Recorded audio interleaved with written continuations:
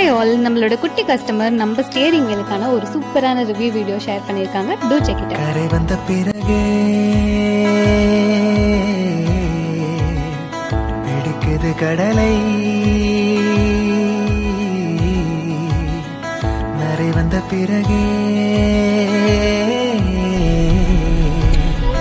புரியுது உலகை.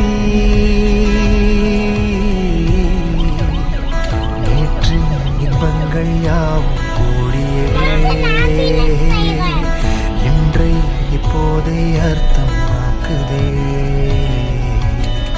இன்றின் இப்போது